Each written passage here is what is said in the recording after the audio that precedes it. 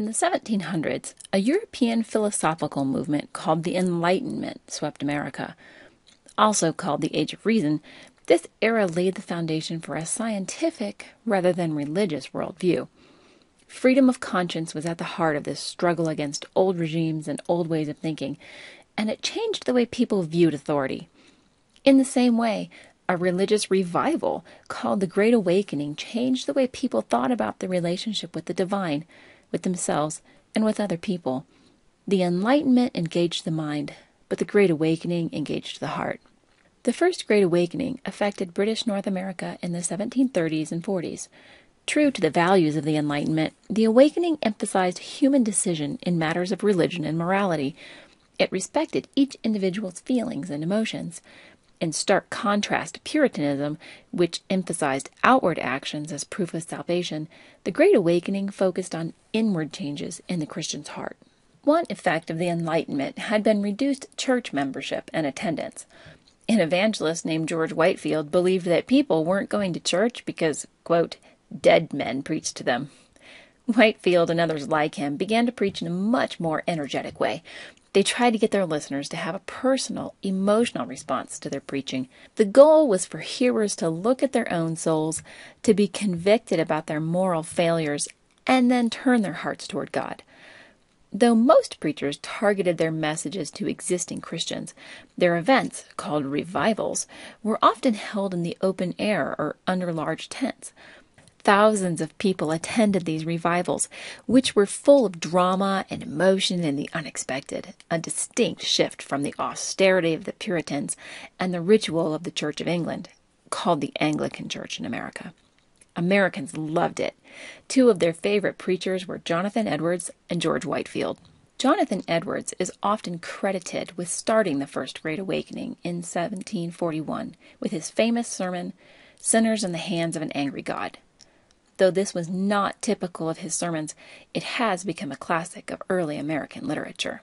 The God that holds you over the pit of hell, much as one holds a spider or some loathsome insect over the fire, abhors you and is dreadfully provoked. George Whitefield belonged to the Anglican Church. The famously cross-eyed evangelist helped spread the awakening in England first and then in the colonies. Here is some of his advice to those who attended religious revivals. Come to hear them, not out of curiosity, but from a sincere desire to know and do your duty. To enter his house, merely to have our ears entertained, and not our hearts reformed, must certainly be highly displeasing to the Most High God, as well as unprofitable to ourselves. Like Edwards, Whitefield taught that people needed to have changed, repentant hearts. His admonition that listeners think about how a sermon applies only to themselves was a jab at the Puritan tendency to watch each other for signs of evil. However, many of his sermons also underscored the futility of boring ritual as seen in the Anglican Church he came from. Whitefield is credited with starting the practice of preaching in public, since the Church of England wouldn't give him a pulpit. One of the most famous, or infamous, traveling preachers in the First Great Awakening was James Davenport.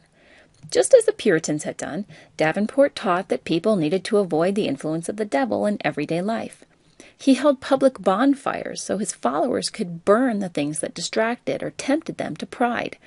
Non-religious books and luxury items commonly ended up in ashes. But one night, Davenport went too far in saying fancy clothes were luring people to vanity. Leading by example, he took off his pants and threw them in the fire. This demonstration turned off many of his followers. As with the Enlightenment, it's sometimes difficult for modern Americans to imagine life before the Great Awakening because the movement helped establish the way we view religion even today.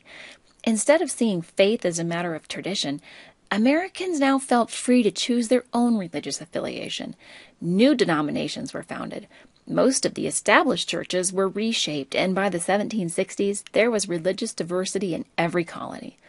But the Great Awakening reached much further than church pews, and may have been even more effective than the Enlightenment in shaking up the establishment. In the North, it challenged the authority of the Puritan Church because anyone could step up to the pulpit and share their own testimony.